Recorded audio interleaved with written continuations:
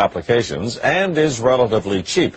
But as CTV's medical specialist Avis Favreau explains, redeveloping the drug may not fit into the business plans of the big pharmaceutical companies. The tumor is Dr. Evangelos Mikalakis has given cancer researchers a brand new lead with an old drug, a cheap, inexpensive powder that costs just pennies a dose. You typically get this eureka kind of feeling, and it's actually the most exciting thing scientists can get.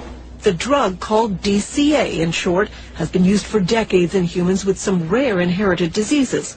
When he added it to the water of mice and rats given human cancers, the results surprised him. And has this big tumor growing in his back. So you can see that even after 3 weeks there is a significant or 70% decrease in tumor size. It shrunk brain, breast, and lung tumors in the animals in a matter of weeks, and the drug had no side effects, confirmed by tests of DCA in humans for other diseases. This kind of results, to my mind, are as good as it gets.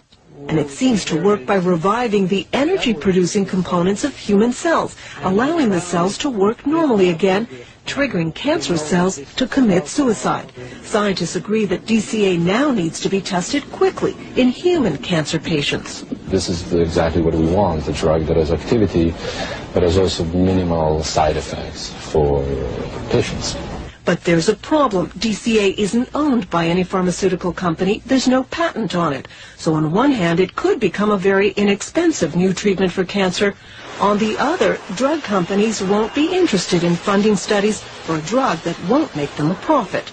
This is a difficult question because typically, there are market considerations. So now Dr. Mikalakis has to find someone who will pay for the next round of testing. We hope that we can attract the interest of universities here in Canada and in the United States. And he doesn't want to let the medical dream of a cheap, effective anti-cancer drug disappear just because it might not make someone a lot of money.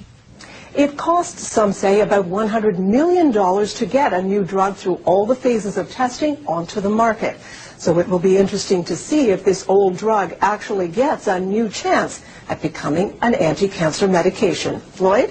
Well, Avis, your report tells us that this drug has great promise. So why aren't companies and institutions lining up to get behind it? Well, first of all, Lloyd, this is the initial report. Secondly, because the drug isn't patented, it's an old drug, if someone invests in researching it, they're not going to make a profit because anyone can make it. So we'll have to see. There are some agencies, public agencies, government agencies that may give it funding, but that's still a question that will have to be answered. But unless big pharmaceutical companies are behind these things, they may go nowhere. Is that it? Well, actually, Lloyd, I've had 2 other stories where drugs have shown great promise in the preclinical phase, and because they were orphan drugs and no one picked up, nobody could get the patent on it, they've gone nowhere. So I will be keeping an eye on this one. Thank you very much, Avis.